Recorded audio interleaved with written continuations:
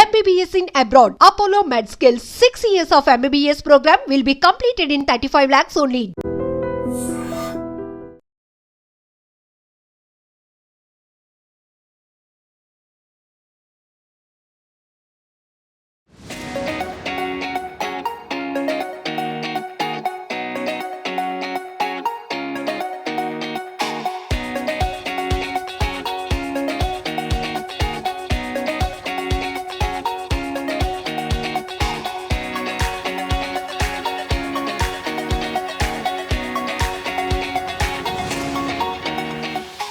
ఆమె గొంతు ఓ వింత, ఆమె గొంతు ఓ అద్భుతం.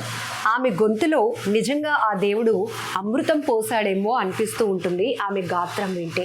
అవును, మన్యం జిల్లా పార్వతీపురం బాలగుడుబ అనే ఒక మారుమూల గ్రామానికి చెందినటువంటి రంగస్థల కళాకారిణి మంగాదేవి. కే మంగాదేవి ఆర్టిస్ట్ అంటే మాత్రం ఇప్పుడు చాలా పాపులర్ నేమ్ అయిపోయింది. ఎందుకంటే ఆమె అనేటప్పటికీ కూడా ఆమె వాయిస్ ఇప్పితే అతడు పాడుతున్నాడా అనిపిస్తుంది. అందుకే అదొక వింతైన గొంతు అని నేను ముందుగానే పరిచయం చేశాను. సో మంగాదేవి అమ్మ మనతో పాటు ఉన్నారు. ఆమెతో ఎన్నో పాటలు పాడించుకుందాం. ఇప్పుడు పద్య గాయని నుంచి సినీ గాయనిగా కూడా ఆమె ప్రస్థానం మొదలైంది. చాలా సంతోషంగా ఉంది. మొట్టమొదటిగా మేమే ఇంట్రడ్యూస్ చేశాము అమ్మని. సో ఇంత మారుమూల ప్రాంతంలో ఇలాంటి అద్భుతమైన కళాకారులు ఉండిపోయారు అని. సో ఇప్పుడు ఒక్కొక్క స్టెప్లో ఆమె అమెరికా కూడా వెళ్ళి అక్కడ ప్రదర్శనలు ఇచ్చి రావటం, ఎంతో మందికి మన తెలుగు జానపద రుచులు అందించి వచ్చినటువంటి గొప్ప అద్భుతమైన రంగస్థల కళాకారిణి మంగాదేవి అమ్మ. నమస్తే అమ్మ, ఎలా ఉన్నారు? నమస్తే లక్ష్మీ గారు, బాగున్నారా? నేను బాగున్నాను. మేము కూడా చాలా బాగున్నాం. మీతో పాటు మీ ఊరు డెవలప్మెంట్ కూడా మాకు కనపడుతోంది. గత 3 ఏళ్ల క్రితం అనుకుంటాను నేను వచ్చింది. సో అప్పటికిప్పటికీ మీలో ఎంత డెవలప్మెంట్ చూస్తున్నామో చాలా సంతోషంగా ఉంది. సో అర్జునుడు, కృష్ణుడు, కాటికాపరి ఇలాంటి ఒక పాత్రలు పోషించాలంటే ఒక మహిళగా సాధ్యమైన అంటే ఖచ్చితంగా చెప్పొచ్చు. ఆ పాత్రలకు ప్రాణం పోస్తూ తన అద్భుతమైన గాత్రంతో కొన్ని వేల మంది కాదు లక్షలాది మంది అభిమానాన్ని మీరు ఇప్పుడు చూరగొన్నారు. ఎందుకంటే గతంలో మీరు ఏదో స్టేజ్ ప్రోగ్రామ్స్ కొన్ని ఊర్లలో ప్రోగ్రామ్స్ ఇవ్వడం వేరు, ఇప్పుడు మాత్రం ఒక పాపులారిటీ వచ్చింది. సో మంగాదేవి గారు అంటే ఖచ్చితంగా ఆమె పాటలు వినాల్సిందే అన్న స్థాయికి. ఎలా అనిపిస్తోంది మీ అచీవ్మెంట్? చాలా సంతోషంగా ఉందమ్మ మేడం గారు. ముందు ఫస్ట్ ఇంటర్వ్యూ చేశారు మీరు. నా అదృష్టమో మీ తాలూకా ఆశీర్వాదాలు ఏంటో తెలియదు, కానీ చాలా దేవుడి ఆశీర్వాదం, మీ ఆశీర్వాదం కూడా. ముందు ప్రజలందరికీ తెలియాలంటే మీలాంటి వాళ్ళందరూ వస్తేనే కదా తెలుస్తుంది, ప్రజలందరికీ తెలుస్తుంది. మీరు మాకు పరిచయం చేస్తున్నారు. కళాభిమానులకు, కళాకారులకు, ప్రేక్షక దేవుళ్ళందరికీ పరిచయం చేయాలంటే మీలాంటి వాళ్ళు ఉండాలి కదా. మీరు చేయడం వల్ల నాకు ఎంతో పేరు ప్రఖ్యాతులు వచ్చాయి. అది నేను చాలా సంతోషంగా నేను ఫీల్ అవుతున్నాను. నేను అది మర్చిపోలేను అనమాట. సూపర్. అమెరికా వెళ్ళొచ్చారు, అక్కడ అసలు అనుకున్నారా మీరు ఆ పాత్రను పోషించినప్పుడు ఈమె ఆమెనా లేకపోతే అతడా అని ఇట్లా కొంత కన్ఫ్యూజ్ చేస్తారు ఫస్ట్ మీరు? చాలా మంది అలాగ కన్ఫ్యూజ్ అయిపోయే వాళ్ళు చాలా మంది ఉన్నారు. అసలు మగపిల్లాడే మగవాడే అని చాలా మంది సార్ సార్ సార్ అని స్టేజ్ మీద ఏమైనా మనకి డబ్బులు ఇచ్చేటప్పుడు, అమౌంట్స్ ఇచ్చేటప్పుడు కూడా అందరూ కూడా సార్ ఇది తీసుకోండి సార్, నా పేరు చదవండి అని చాలా మంది ఉన్నారు. అలాగా వాళ్ళు కూడా కన్ఫ్యూజ్ అయిపోయి ఉంటారు.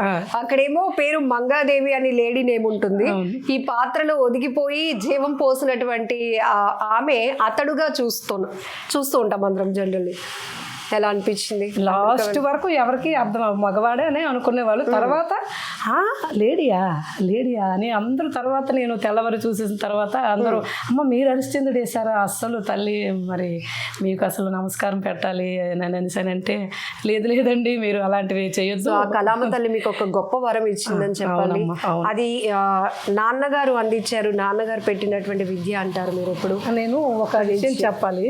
కళామ తల్లి అని అంటే గుర్తొచ్చింది. నేను చిన్నప్పుడు ఒక 7th 8th క్లాస్ అప్పుడు అనుకుంటాను, మేము బ్రాహ్మణ తరలు అనే ఊరు ప్రోగ్రాంకి వెళ్ళి వస్తున్నాం. మా నాన్న నేను. ప్రోగ్రామ్ అయితే అయిపోయింది, నైట్ ప్రోగ్రామ్ జరిగిపోయింది. తర్వాత మేము నడుచుకుంటూ వస్తున్నాం కాంప్లెక్స్కి బస్సు ఎక్కడానికి. ఆ మధ్య త్రోవలో నాకు సరస్వతీదేవి ఫోటో నాకు దొరికింది. అది చాలా సంవత్సరాలు మా ఇంటి దగ్గర నేను ఉంచాను అలాగే. ఆ తల్లి నాకు ఎందుకు మరి దొరికిందో, మరి ఇలా నాకు ఈ వరం ఇచ్చిందేనంటే ఆ తల్లి నాకు దొరికిందంటే నేను విద్య ఇలా మీరు కొనసాగి మరి ఆ తల్లి ఏమని ఆశీర్వదించిందో నాకు తెలియదు, కానీ ఆ తల్లి ఫోటో దొరికింది. నేను ఎన్ని సంవత్సరాలు దాచిపెట్టుకున్నానో తెలియదు అసలు అది. తర్వాత అది అలాగ అది చిరిగిపోయింది. నాకు అప్పుడు మాకు లామినేషన్ చేసుకోవాలి అవన్నీ అంత ఐడియా లేదు, తెలియదు, చిరిగిపోయింది. తర్వాత ఇది మాత్రం నేను ఇప్పుడు ఇంతకుముందు చాలాసార్లు చెప్పాలనుకున్నాను, మర్చిపోయాను, చెప్పలేదు, ఇప్పుడు గుర్తొచ్చింది. ఆ సరస్వతి తల్లి నాకు ఆ వరం ఇచ్చింది. ఆ తల్లి దొరకడం కూడా నేను అది అదృష్టంగా భావిస్తున్నాను. ఎవరికి అలాగా దొరకదు కదా, ఎవరు చాలా మంది ఆ త్రోవంట వెళ్తున్నారు కానీ నడుచుకొని ఎవరు తీయలేదు. నాకు కనిపించింది, నేను తీసాను. చాలా సంవత్సరాలు దాచుకున్నాను ఆ తల్లిని అయితే. ఇప్పటి వరకు మంగాదేవి గారు అనేటప్పటికీ పద్య నాటకాలు ఆలపించడం, పాత్రలు పోషించడం ఇంతవరకు. ఇప్పుడు ఫస్ట్ టైం ఒక సినిమాకి కూడా మీరు పాడటానికి ఒక అవకాశం వచ్చింది. ఎలా అనిపించింది? దానికి వస్తున్న రెస్పాన్స్? చాలా బాగుందమ్మా, అది కూడా రెస్పాన్స్ బాగా వస్తుంది ఆ భగవంతుడి దయ వల్ల. యూట్యూబ్లో రఘుకుంచె గారు ఒక పద్యం విన్నారు, ఒకసారి ఫోన్ చేశారు. ఏ పద్యం విన్నారు? సత్యహరిశ్చంద్రలోని ఏనాడు నడచినావు ఈ ఎడారులలోనా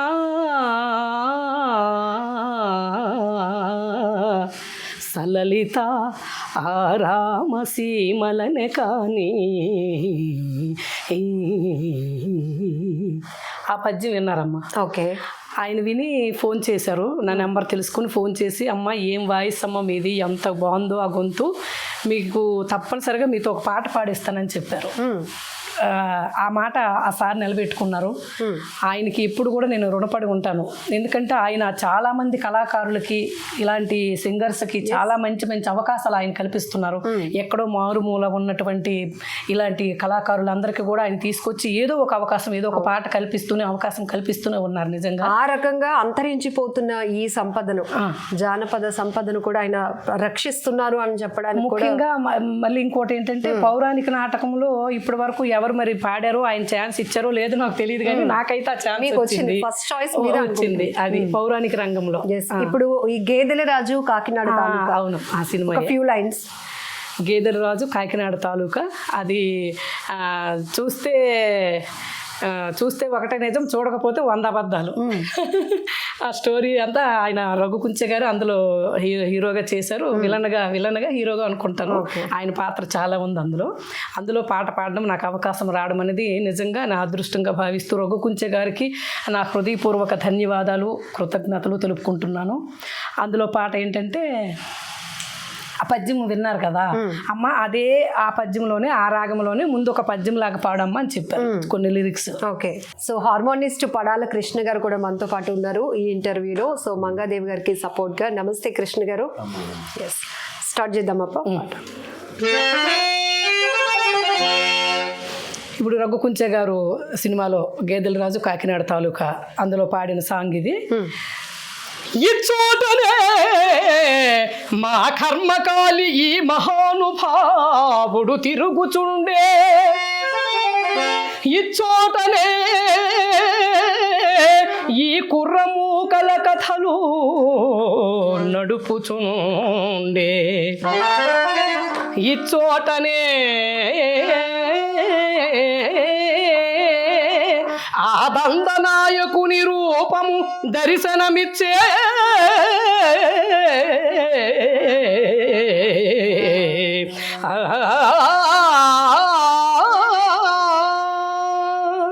నిన్ను తిట్టినోడి నాలు కూడిపోను, నిన్ను కొట్టినోడి కాళ్ళిరిగిపోను, నిన్ను మొత్తినోడి చేతిలిరిగిపోను, నిన్ను తాకినోడి తల పగిలిపోను, ఎట్టెళ్ళిపోనా ఓ రాజు, ఒక్కసారి కంట పడవరాజు, నా చేతి కాపి తాగిపోవరాజు, ఒక తీపి మాట చెప్పి పోవరాజు, రాజు మా రాజా, రాజు మా రాజా.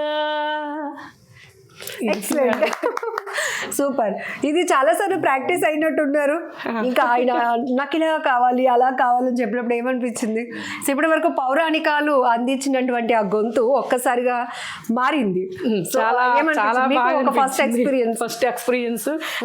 ఆయన ఎంతోసేపు టైం పట్టలేదమ్మా. మామూలుగా డైలీ పాడే సింగర్స్ లాగా మీరు పాడేశారు, చాలా బాగా పాడారు.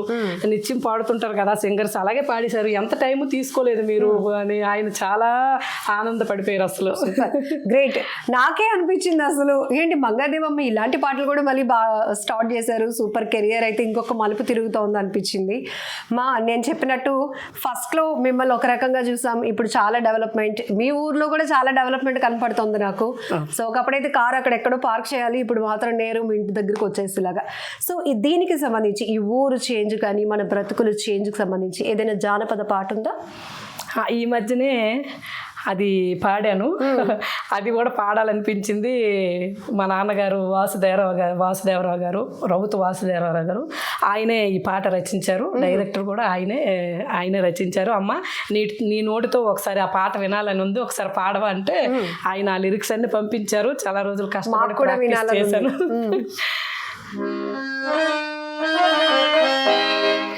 మన ఊరు మారిపోయిందని సరదా పడదామా, మన బతుకు బాగోలేదని బాధే పడదామా. అంటే మన పల్లెటూరులో ఉదయం లేచి నుంచి రాత్రి పడుకునే వరకు నిత్యం జరిగిన ఈ సంఘటనలే ఈ పాట. ఒకప్పుడు మనము వేపల చేసేవాళ్ళం, ఇప్పుడు బ్రష్లు, ఒకరు చలిదనం తినేవాళ్ళం, ఇప్పుడు టిఫిన్లు, అలాగా ప్రతి ఒక్కటి ఫాస్ట్ ఫుడ్లు, మసాలా ఫుడ్, ఇవన్నీ చాలా చాలా బాగా రాశారు. ఈ పాట చాలా పాపులర్ కూడా అయ్యింది. ఆయనకి మంచి మంచి అవార్డు కూడా వచ్చాయి ఆ పెద్ద ఆయనకి కూడా. మీ వాయిస్ లో వినడం మాకు చాలా గ్రేట్నెస్ అనిపిస్తోంది. మన ఊరు మారిపోయిందని సరదా పడదామా, మన బతుకు బాగోలేదని బాధే పడదామా. మన ఊరు మారిపోయిందని సరదా పడదామా, మన బతుకు బాగోలేదని బాధే పడదామా, మన బతుకు బాగోలేదని బాధే పడదామా. మన వేప పుల్ల పోయి పాడు బ్రష్ నోటికొచ్చే, సల్లందు బువ్వ పోయి హోటలు టిఫినీలు వచ్చాయి. మన ఊరగాయి ఊరు బిండి పారిపోయినాయి, ఆడి కంపెనీ పచ్చళ్ళు కమ్ముకొచ్చినాయి. మన ఊరు మారిపోయిందని సరదా పడదామా, మన బతుకు బాగోలేదని బాధే పడదామా. మన కొబ్బరికాయ నిమ్మకాయ కనుమరుగైనాయి, కోకోకోలా పెప్సీలు కుమ్మరించినాయి. మన డోకిలతో నీళ్లు తాగే రోజులు పోనాయి, ప్యాకెట్లతో నీళ్లు కొనే పాటలు వచ్చినాయి. మన ఊరు మారిపోయిందని సరదా పడదామా, మన బతుకు బాగోలేదని బాధే పడదామా, మన బతుకు బాగోలేదని బాధే పడదామా. ఇవి చాలా ఉన్నాయి. పెద్ద పాట చాలు 2 లైన్లో అంటే ఉదయం లేచిన తర్వాత నుంచి వచ్చిన మార్పు చెప్పేశారంటే ఇంకా డైలీ లైఫ్ ఎంత చేంజ్ అయిపోయిందో ఆటోమేటిక్గా అంత అర్థమైపోయింది. సో రియలీ గ్రేట్ మా. ఒక్కసారి ఈ కాస్ట్యూమ్లో అంటే ఈ సాంప్రదాయ చీరలో ఉన్నారు. సో జనరల్గా మీరు పాత్రలు వేసేటప్పుడు ఆ కాస్ట్యూమ్ వేరేగా ఉంటుంది, కానీ ఇందులోనే ఒక పౌరాణిక పద్యం మీ నుంచి వినాలని ఉంది. అలాగేనమ్మా. ఇప్పుడు పౌరాణికము అంటే నేను ఇప్పుడు ఈ కళారంగంలో ప్రవేశించి ఇప్పుడు 30 సంవత్సరాలు కావస్తుందమ్మా. ఇదే వృత్తిగా ఇదే నమ్ముకొని నేనున్నాను. మా నాన్నగారి ప్రోత్సాహంతో నేను ఈ కళారంగంలోకి అడుగు పెట్టడం జరిగింది. ఇప్పటి వరకు ఇలాగే దీన్నే కొనసాగిస్తూ మన సాంప్రదాయాలను కొనసాగిస్తూ నేను ఇదే నమ్ముకొని ఉన్నాను. ఆ కళామ తల్లిని నమ్ముకున్నందుకు నాకు ఆ గౌరవం వస్తుంది, అదే చాలు, అంతే. ఆ తల్లి ఇచ్చిన వరం నాకు. నేను అది వినియోగించుకుంటూ మీలాంటి అందరూ ప్రేక్షకుల మన్ననలు పొందుతూ ఇప్పుడు పద్యం.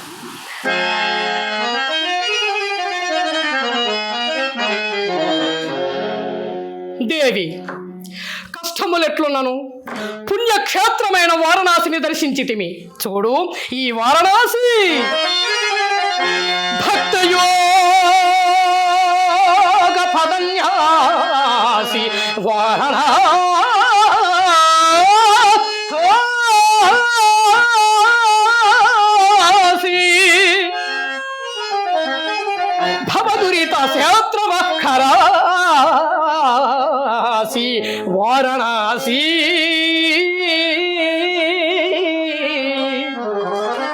సువర్ణదీ తట సంభాసి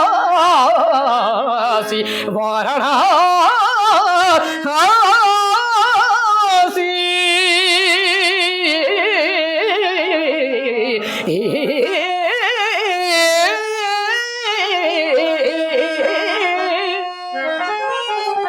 భావనక్షత్రముల వాసి దేవి ఈ వారణాసి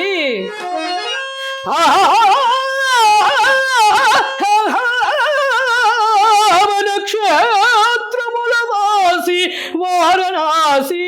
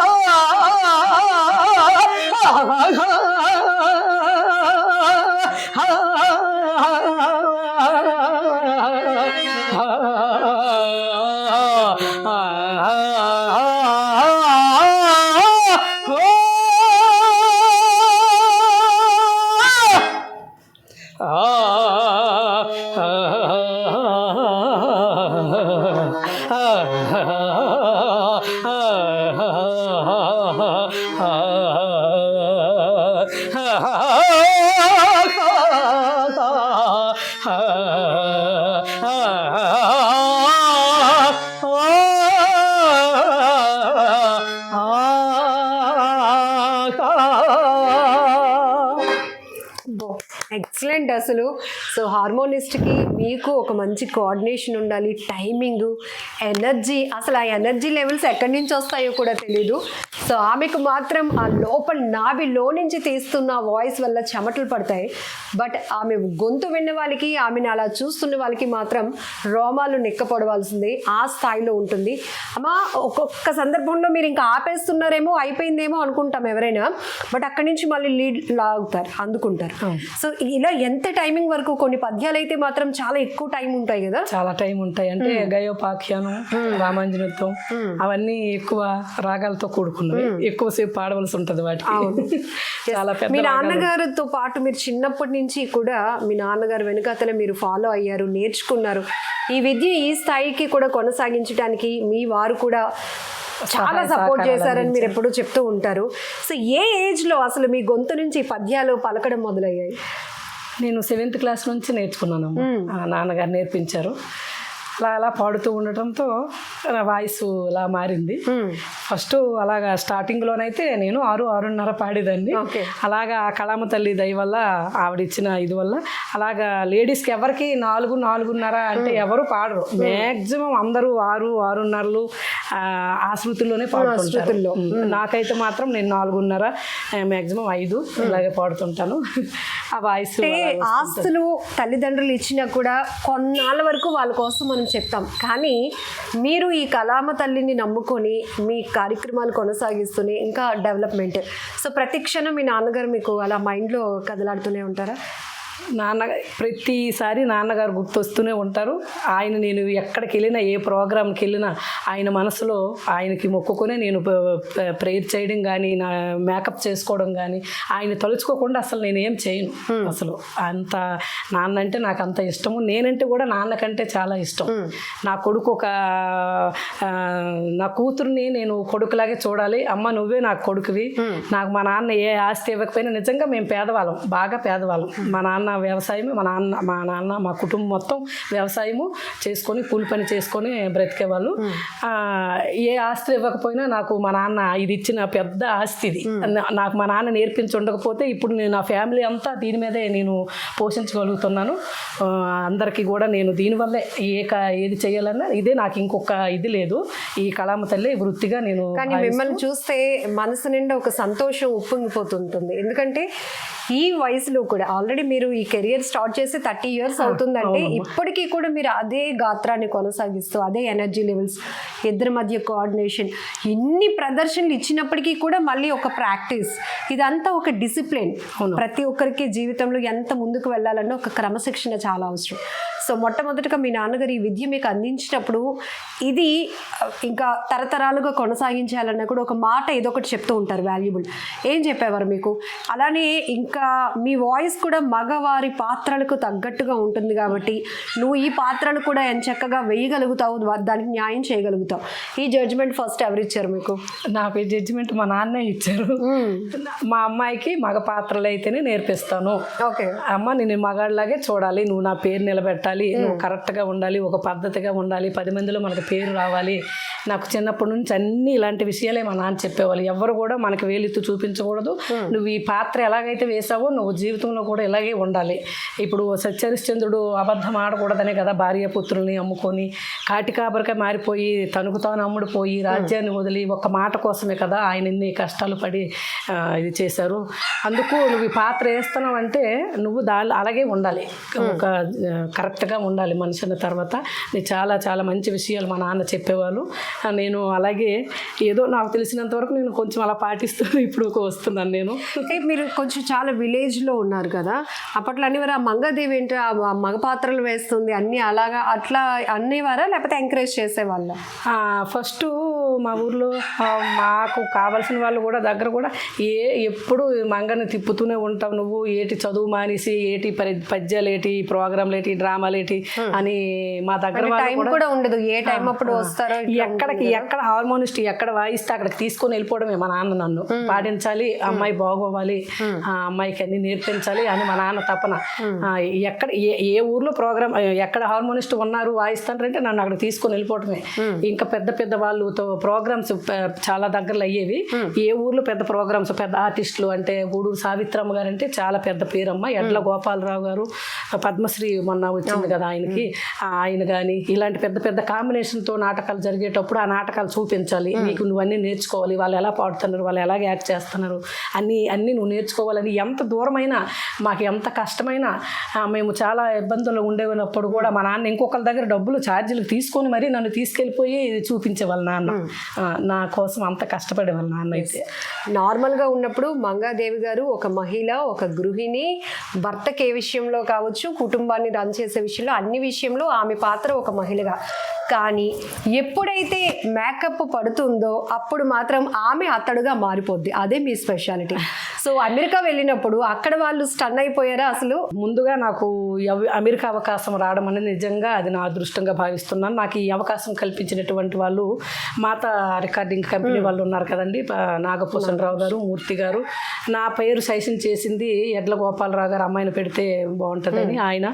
మరి వెంకన్న చౌదరి గారు ఇప్పుడు మనకి పలాసలో ఎమ్మెల్యే గారుగా ఉన్నారు కదా, వారి మిస్సెస్ వాళ్ళ భర్త వెంకన్న చౌదరి గారు. ఆయన మమ్మల్ని అందరినీ తీసుకెళ్ళింది ఆయనే, అమెరికా మాకు తీసుకెళ్ళింది. అంత గొప్ప అవకాశాన్ని నేనైతే మర్చిపోను, ఇప్పటికీ మర్చిపోలేము. అదొక మర్చిపోలేని రోజులు అవన్నీ కూడా. ఫస్ట్ టైం ఫ్లైట్ ఎక్కడం అక్కడ అమెరికా లాంటి, నేను అసలు అంత దూరం వెళ్తానని నేను జీవితంలో అసలు ఊహించుకోలేదు, అనుకోలేదు. ఎప్పుడో అంటే వేసాలు ఇవి చేయించుకున్నాం కానీ నేను వెళ్తానో లేదో ఫోన్ చేయించుకుని ఉంటుకుంటే మంచిది అని చేయించి ఉంచుకున్నాము. ఒకసారి ఎమోషన్ అయిపోయారా? కన్నీళ్ళు వచ్చాయి. నేను ఇప్పుడు అమెరికా వెళ్తున్నా. నాకన్నా మా ఆయన అయితే ఎమోషన్ అయిపోయి ఎంత అవకాశం వచ్చింది అసలు. నేనైతే నేను వెళ్ళను అనేదండి. అంత దూరం నేను వెళ్ళను. మంచి సీజన్, మంచి నాటకాలు ఇవన్నీ చాలా మంది దగ్గర మాటలు కూడా పడ్డానమ్మ. ఇప్పటి వరకు నేను మాటలు పడలేదు కానీ, అంటే మీరు మాకు ప్రోగ్రామ్ మాట ఇచ్చారు, మీరు వెళ్ళిపోతారా అమెరికా వెళ్ళిపోతే మా పరిస్థితి ఏంటి, మేము ప్రోగ్రామ్ మరి మాకు మాట ఇచ్చారు కదా జనాలకు మేమేం చెప్పుకోవాలి సమాధానం అంటే, ఇంత మంచి అవకాశం వచ్చింది మీరు కొంచెం అర్థం చేసుకోండి అంటే కొంతమంది అర్థం చేసుకున్నారు, కొంతమంది తెలియని వాళ్ళు ఏమో అన్నారు. మరి పడ్డాను ఇంకా తప్పదు. కానీ ఆ ఊర్లో వాళ్ళ ప్రోగ్రామ్ కి మంగాదేవి గారిని రప్పిస్తున్నాం, ఈ రోజు ఆవిడ ప్రోగ్రామ్ ఉందంటే వాళ్ళకి ఒక పేరు, వాళ్ళకి కూడా ఒక ఆనందం కదా. అమ్మ నిన్ను ఎన్నో సంవత్సరాల తరపు పెట్టాము, నువ్వు ఇలా చేస్తే ఎలాగంటే, లేదండి ఇలా పడింది దీనికన్నా అవకాశం రాదు కదా మీరు కొంచెం అర్థం చేసుకోండి అంటే కొంతమంది బాగానే అర్థం చేసుకున్నారు. ఎవరో ఒకరు ఉంటారు కదా తెలియని వాళ్ళు, వాళ్ళకి ఎలాగో. గొంతుని అలా మెయింటైన్ చేయడానికి ఏమైనా కేర్ తీసుకుంటారా? కేర్ అంటే ఇప్పుడు సీజన్లో అయితే నాటకాలు రోజు ఉంటాయి కదా, ప్రాక్టీస్ చెయ్యక్కర్లేదు. ఇప్పుడు అన్ సీజన్లో అయితే ప్రాక్టీస్ చేసుకుంటాం. వాయిస్ బాగోవాలి కదా, మరి పూర్తిగా పాడకపోతే వాయిస్ మూసేస్తుంది. అందువల్ల కొన్ని వాయిస్ ఒక్కొక్కరికి వాయిస్ ఒక్కొక్కలాగా ఉంటుంది కదా ధర్మము అని. నేను ఆ వాయిస్కి అయితే నేను కొన్ని జాగ్రత్తలు కొన్ని తీసుకుంటాను. కొన్ని తినను, కొన్ని కూలింగ్ ఇదని నాకు కొంచెం పడవు. అవి నేను జాగ్రత్తగా ఉండి వాయిస్ని అలా కాపాడుకుంటాము. మనం ఎంత కాపాడుకున్నా సరే ఎక్కడో ఒక దగ్గర ఎక్కువ నాటకాలు ప్రోగ్రామ్స్ జరిగేటప్పుడు ఎవరికైనా వాయిస్ ఎక్కడైనా ప్రాబ్లం వస్తుంది, అది కామను. ఇప్పుడు ఆర్టిస్టులు చాలా మంది ఏంటంటే ఆ పాతకాల సంపద ఏదైతే ఉందో, పౌరాణికం, పద్య నాటకాలు ఇవన్నీ కనుమరుగైపోతున్నాయి, మాకు కనీసం ఉపాధి కూడా లేని పరిస్థితిలోనికి వెళ్ళిపోయాము అనేది మనం కళాకారులను ఎవరినైనా, మీరు కూడా చాలా సందర్భాల్లో నాకు ప్రోగ్రామ్స్ వస్తున్నాయి నా వరకు ఓకే, కానీ మా ఫ్యామిలీ కళాకారుల ఫ్యామిలీలో చాలా మంది ఉపాధి కోల్పోతున్నారు అని చెప్పి మీరు కూడా ఆవేదన వ్యక్తం చేసిన పరిస్థితి ఉంది. అవునమ్మా. సో జనరల్గా ఇప్పుడు ఆర్టిస్ట్ అనేటప్పటికి ఇక దాని మీదే వాళ్ళు బ్రతుకుతారు, దాన్ని పోషించుకొని ఇక కుటుంబాన్ని మేము చూసుకోవాలి అన్న స్థాయికి వెళ్ళిపోతారు. కొంతమంది చూస్తే మీకు ఏమనిపిస్తూ ఉంటుంది? ఇప్పుడు అంటే ఒక్క రకంగా మీరు ప్రౌడ్గా ఫీల్ అవ్వచ్చు, నాన్నగారు మీకు ఇచ్చినటువంటి విద్య. కొంతమంది పరిస్థితి ఏంటి? చాలా మంది ఇబ్బందులు పడుతున్నారు, చాలా మంది కళాకారులు అవస్థ పడుతున్నారు. మరి నేనే ఇప్పుడు ఎంతవరకు ఎందుకు, నేనే ఇదే వృత్తి నాకు, ఇది నా నాటకాలు లేకపోతే నా పరిస్థితి, నా ఫ్యామిలీ అంతా నేనేమైపోవాలి. కరోనా టైంలో చాలా కష్టాలు పడ్డాము, చాలా ఇబ్బందులు పడ్డాము. అందరు ఆర్టిస్టులు కూడా చాలా ఇబ్బందులు పడ్డారు. ఇదే వృత్తిగా నమ్ముకుని ఇంకొక పని చేయలేము కదా మేము, ఇంకొక దీనికి వెళ్ళలేము. ఇది హార్మోనిస్టుల నుంచి ప్రతి ఒక్క కళాకారులు ఏ చేసిన వాళ్ళు, ఏ డ్యూటీ చేసిన వాళ్ళు, వాళ్ళందరికీ కూడా ఈ చాలా మంది ఇబ్బందులు పడే వాళ్ళు ఎక్కువ ఉన్నారమ్మ. కళాకారులకి పెద్దగా ఏమో ఉంది అని ఏది అసలు లేదు. అందరూ అంత సంపాదించుకునే వాళ్ళు అయితే ఏమీ లేరు. ఒకప్పుడు కళాకారులు వాళ్ళ టాలెంట్కి ఇలా చప్పట్లు కొడితే చాలు అనే స్థాయి నుంచి ఇప్పుడు పెద్ద పెద్ద అవార్డులు పొందుకునే స్థాయికి వచ్చారు. ఏమనిపించింది? ఏ అవార్డు తీసుకున్నప్పుడు మీకు చాలా హ్యాపీ అనిపించింది? మొన్ననే మనకి కందుకూరి అవార్డు మన గవర్నమెంట్ ప్రకటించింది కదా, అందులో నేను సెలెక్ట్ అయ్యాను. కందుకూరి అవార్డు తీసుకున్నందుకు నిజంగా అది మన గవర్నమెంట్ నుంచి నన్ను గుర్తించి వాళ్ళు నాకు కందుకూరి అవార్డు ఇవ్వడం అన్నది నిజంగా అది నా అదృష్టంగా భావిస్తున్నాను. సో పౌరాణిక పాటల నుంచి సినిమా పాటల వరకు వెళ్ళారు, మరి యాక్టింగ్ అవకాశాలు వస్తే? ఇప్పుడు మీకు చెప్పాను కదా ముందు, కందుకూరి అవార్డు ఈ మధ్యనే తీసుకున్నాను. అది మా పార్వతీపురం ఎమ్మెల్యే గారు బోనెల విజయ్ చంద్ర గారు ఫోన్ చేసి, అమ్మ నీ పేరు వచ్చింది, ప్రతిపాదించాము, మీకు సెలెక్ట్ చేశాము, మీకు ఫోన్ వస్తుంది, మీరు వెళ్ళి తీసుకోండి, అమరావతి వెళ్ళి తీసుకోండి అని సార్ చెప్పారు. నిజంగా ఆయన చెప్పినట్టు ఫోన్ వచ్చింది, నేను కందుకూరి అవార్డు తీసుకున్నాను. ముఖ్యంగా కళాకారులందరికీ ఒకప్పుడు చాలా పోనీ ఎన్ని ఇబ్బందులు ఉన్నా ఇలాంటి అవార్డ్స్ కానీ ఏవైనా వస్తే అది ఒక ఆనందం కదమ్మా. అంటే మేము ఈ కందుకూరి అవార్డ్స్ కందుల దుర్గేష్ గారి చేతుల మీదుగా తీసుకోవడం జరిగింది. ఆ రోజు సీఎం గారు ఏదో పని వల్ల రాలేకపోయారు, ఆయన చాలా ఆనందంగా ఉంది. థ్యాంక్ యూ అమ్మా. అయితే అలాగే ఇంకొక సినిమాలో కూడా నేను యాక్ట్ చేశాను. అది అంటే మిస్టర్ సోల్జర్స్ అని. అది అంతా వాళ్ళు ఒక అదే ఏంటంటారు మిలిటరీకి సంబంధించిన స్టోరీ అదంతాను. చాలా బాగుంటుందమ్మా అది కూడా సినిమాలో. అందులో నేను అంటే కళాకారుల గురించి అది అవకాశం వచ్చింది. కళాకారులు కొంచెం చిన్నతనం ఒకరు హేళన చేస్తారు. అది అందులో నాది టాలెంట్ ఈవిడ ఇలా కనిపిస్తుంది కానీ ఈవిలో ఉన్న టాలెంట్ నీకు తెలియదని ఒక రిపోర్టర్గా ఇంకొకరు నన్ను ఎంకరేజ్ చేస్తూ నా తనకు టాలెంట్ని గుర్తించి వాళ్ళు అందులో అది పాత్ర, అది కూడా నేను హరిశ్చంద్ర పాత్ర వేశాను అందులో. ఓకే, అంటే అందులో కూడా ఇప్పుడు సేమ్ ఇదే బయట ఏదైతే జరుగుతుందో మిమ్మల్ని చూడగానే ఒక ఆర్డినరీగా కనబడతారు, అలాగా ఒక మహిళగా, కానీ విజృంభిస్తారు కదా, అట్లా ఉంటుంది. అలాగా అందులో యాక్ట్ చేశాను. అది కూడా త్వరలో రిలీజ్ అవుతుంది. ఇప్పుడు గేదెల రాజు కాకినాడ తాలూకా అది కూడా మూవీలో పాట కూడా సినిమా కూడా రిలీజ్ అయిపోద్ది. అలాగే ఇలాంటి అవకాశాలు వస్తున్నందుకు నిజంగా వారికి హృదయపూర్వక నమస్కారాలు తెలియజేస్తున్నాను. ఖచ్చితంగా అమ్మ, ఇలాంటి అద్భుతమైన ఆర్టిస్టులను ఎంకరేజ్ చేయడం వల్ల ఈ కళా సంపద అనేది నెక్స్ట్ జనరేషన్ వరకు వెళ్ళటానికి అవకాశం ఉంటుంది. సో చాలా చాలా హ్యాపీగా అనిపిస్తుంది నాకు కూడా మీ ఇన్ని అచీవ్మెంట్స్. సో చివరిగా ఒక పద్యంతో మనం ఇంటర్వ్యూ క్లోజ్ చేద్దాం. ఇప్పుడు నెక్స్ట్ జనరేషన్కి అంటే ఇప్పుడు పౌరాణిక నాటకాలు అని అంటే చాలామంది పిల్లలు కానీ తల్లిదండ్రులు కానీ పద్యాలు అని అంటే అమ్మో బాబోయ్ పద్యాలా అని ఒక వాళ్ళలో ఒక చిన్నతనం ఫీల్ అయ్యే ఒక చిన్న చూపు ఓ అని పాడుతుంటారు వాళ్ళు, మాకు ఏటి అన్నట్టు వాళ్ళు ఒక దీనిలో ఉన్నారు. అది కాదమ్మా, మన భావితరాలకి ఈ నెక్స్ట్ పిల్లలకి అందరికీ తెలియాలని అంటే ముందు మన సాంప్రదాయ కళలు ఇవి, పూర్వం నుంచి వచ్చిన కళలు ఇవి. ఎవరు కూడా దీన్ని విడిచిపెట్టకూడదు. ఎవరు కూడా ఇప్పుడు పిల్లలకి పౌరాణిక నాటకాలంటే ఇప్పుడు హరిశ్చంద్ర అంటే ఎవరు, రాముడు అంటే ఎవరు, కృష్ణుడు అంటే ఎవరు, వీళ్ళ తాలూకా చరిత్రలన్నీ తెలియాలంటే ఇలాంటి నాటకాలు ఇవన్నీ వేస్తేనే కదా. పుస్తకాలు చదివి తెలుసుకునే దానికన్నా ఇలాంటి ప్రోగ్రామ్స్ కావచ్చు, మీరు ఆ పాత్రల్లో ఒదిగిపోయే విధానం కావచ్చు, వీటి ద్వారా మేము చాలా ఈజీగా తెలుసుకోగలుగుతాం. ఈ సాంప్రదాయాలని కళల్ని మనం ఎప్పుడు కూడా విడిచిపెట్టకూడదమ్మా. ఇలాంటి పౌరాణిక నాటకాలు ఎక్కడ కూడా ఏ ప్రదేశంలో జరిగితే, ఎక్కడ ఏ పల్లెలో కానీ ఎక్కడ జరిగినా ఇవన్నీ వింటూ ఉంటే వాళ్ళకి పుణ్యం వస్తుంది, వేసే వాళ్ళకి మాకు కూడా పుణ్యం వస్తుంది. ఇవి విన్నవారికి కూడా చాలా మంచి జరుగుతుంది. అక్కడ వాళ్ళ ఊరికి ఆ ప్రజలకి అంత మంచి జరుగుతుంది అనమాట. పిల్లలు ఇలాంటివి ఎప్పుడు కూడా ఇవన్నీ ఇంకా నేర్చుకోవాలి. పిల్లలు తల్లిదండ్రులు కూడా ఇలాంటివి చెప్పాలి పిల్లలకి, చెప్పడం తెలియాలి. ఇప్పుడు ఏంటంటే ఫస్ట్ ఎక్కువ పిల్లలకి నేర్పించేది ఏంటంటే ఫస్ట్ డీజేలు డ్యాన్సులు అది ఉండొచ్చు, అది తప్పు అని అనట్లేదు. మీకు ఎక్కువ దానికి ప్రిఫరెన్స్ ఇచ్చి మెయిన్ ఇవి మర్చిపోతున్నారు, మన సాంప్రదాయ కళలన్నీ మర్చిపోతున్నారు అనమాట. ఇలాంటివి మర్చిపోకుండా ఉండాలంటే తల్లిదండ్రులు కూడా పిల్లలకి ఇలాంటివి చూపించాలి, నేర్పించాలి. అదే నా కోరిక. తప్పకుండా. సో చాలా గ్రేట్ మెసేజ్ కూడా, ఎందుకంటే ఒక ఆర్టిస్ట్గా, ఒక కళాకారిణిగా తన ఆవేదన ఆ మాటల్లో కనపడుతోంది. సో ఏ రంగమైనా ప్రతి ఒక్కరికి ఆదరణ అవసరం. ఒక ఆదరణ ఉంటేనే వాళ్ళు దాన్ని ముందుకు కొనసాగించగలరు. కాకపోతే ఈ పౌరాణికాలు, పద్య నాటకాలు ఇలాంటి వాళ్ళకి ఆదరణ తగ్గిపోవడానికి కారణం ఏంటంటే ఈ కమింగ్ జనరేషన్కి, నెక్స్ట్ జనరేషన్కి అంటే పిల్లలకు పెద్దవాళ్ళు ఆ ఇంపార్టెన్స్ చెప్పలేకపోవడం వల్లే.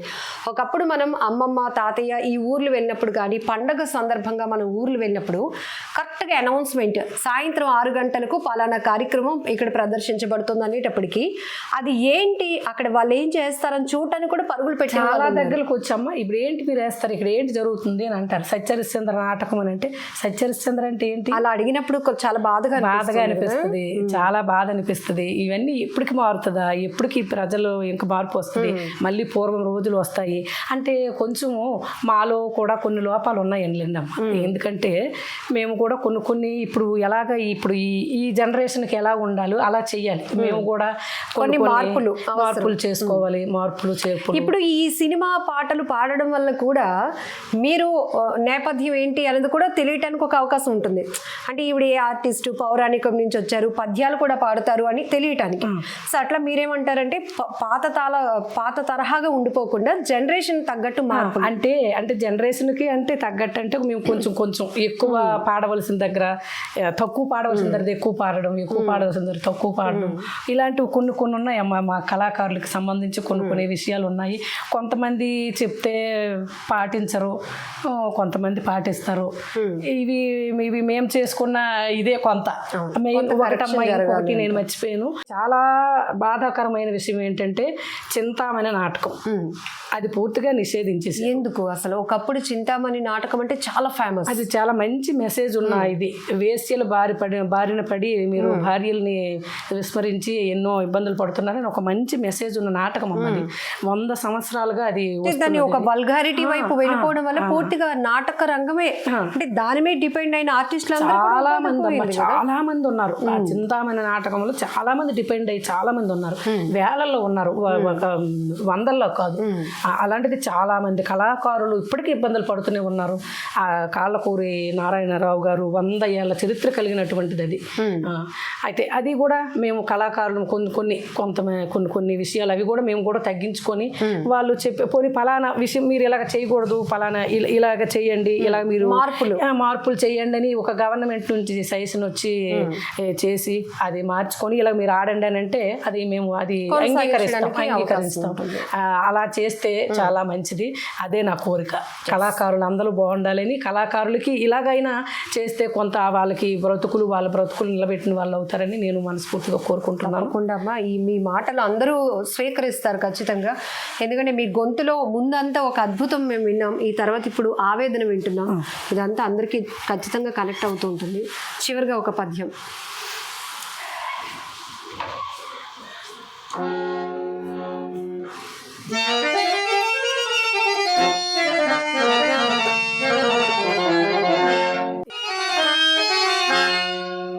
అకటకట దుర్గమంబగు ఈ అరణ్యము దాటిపోవుట ఎన్నటికో దైవమా, ఆగర్భ శ్రీమంతురాలైన దేవికి ఎంతటి దురవస్థ తెచ్చిపెట్టి తిని ఘన జగన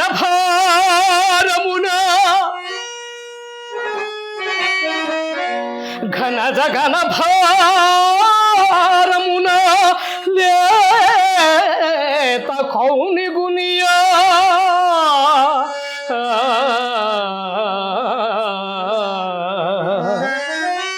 తీవ్ర చండాతపమునా మైతీవవాడ కనుగవదరంగు కన్నీటి కాల్వతోడా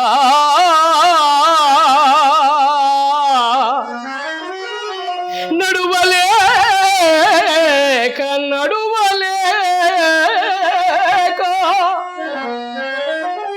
నడచు చూడే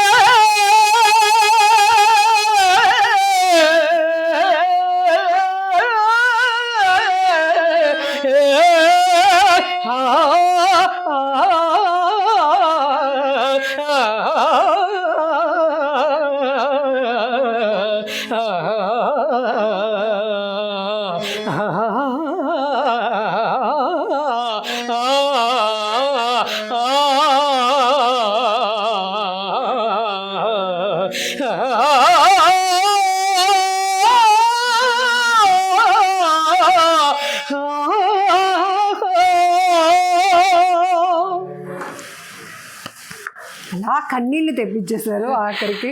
సో ఇంకా లక్షల నుంచి కోట్ల వరకు దాటాలి మీ టాలెంట్ ఏదైతే ఉందో అందరికీ. ఇంకా మంచి మంచి అవకాశాలు మీకు రావాలని మనస్ఫూర్తిగా ఐ డ్రీమ్ ఛానల్ నుంచి మీ లక్ష్మి నుంచి కూడా కోరుకుంటున్నాను. థ్యాంక్ యూ అమ్మా. నిజంగా మీరు మళ్ళీ రావడం మీరు ఇలా మన ఇద్దరికి ఈ బాండింగ్ ఎలాగా మనం ఒక బంధం ఏర్పడిపోయింది మన ఇద్దరి మధ్య. మీ చేతి మీ తాలూకా ఆశీర్వాదాలు తెలియదు, మీ మంచి మనసుతో ఇది ఎక్కడికో వెళ్తుంది. మీ వల్ల నేను చాలా ప్రోగ్రామ్స్ చేయగలిగాను, అప్పుడు కూడా చాలా మంచి పేరు వచ్చింది, ఇది ఇప్పటికీ మర్చిపోలేను. అలాగే అప్పుడులాగే ఐ డ్రీమ్ ఛానల్ వారు కూడా ప్రేక్షక దేవుళ్ళు అందరూ కూడా నన్ను ఆశీర్వదిస్తారని నేను మనస్ఫూర్తిగా కోరుకుంటూ ఇంత మంచి గొప్ప అవకాశాన్ని కల్పించినందుకు అలాగే మా హార్మోనిస్ట్ గారు పడాల కృష్ణ గారికి కూడా నేను పిలిచిన వెంటనే నా మాట కాదనకుండా వచ్చి తమ్ముడు నాకు సహాయ సహకారాలు, హార్మోనియం సహాయ సహకారాలు అందిస్తున్నందుకు, అలాగే ప్రేక్షక దేవుళ్ళందరికీ కూడా పేరు పేరు నా హృదయపూర్వక నమస్కారాలు తెలియజేస్తూ, నా ఈ ఇంటర్వ్యూ చూసి అందరూ కూడా నన్ను దీవిస్తారని మనస్ఫూర్తిగా కోరుకుంటున్నాను. తప్పకుండా congrats and all the very best. ఇప్పుడు కూడా మీరు ఇట్లానే ఇంకా మంచి మంచి పొజిషన్స్కి వెళ్ళాలి. అదే కళామ తల్లి దయ్యమ్మ, దేవుని ఆశీస్సులు. నమస్తే. నిజంగా ప్రస్తుతం ఉన్నటువంటి సమాజం దేనికి ప్రయారిటీ ఇస్తుంది? ఆర్థిక సంబంధాల చుట్టూ మాత్రమే తిరుగుతుంది. మళ్ళీ ఎన్నికలంగానే చాలా విరక్తి కలుగుతాం. మంచి అనిపిస్తుంది కదా, లేడీస్ కూడా ఛాలెంజింగ్ జాబ్స్ చేసినప్పుడు చాలా బాగుంటది. ట్రాఫిక్ అసిస్టెంట్స్ గా నియమించిన ట్రాన్స్జెండర్స్ అందరితో సాల్యూట్ చేయించుకుంటున్నారు. ఫుడ్ డెలివరీ ఇవ్వటానికి వెళ్ళినటువంటి డెలివరీ బాయ్ అనిల్ పై కళ్ళ ముందు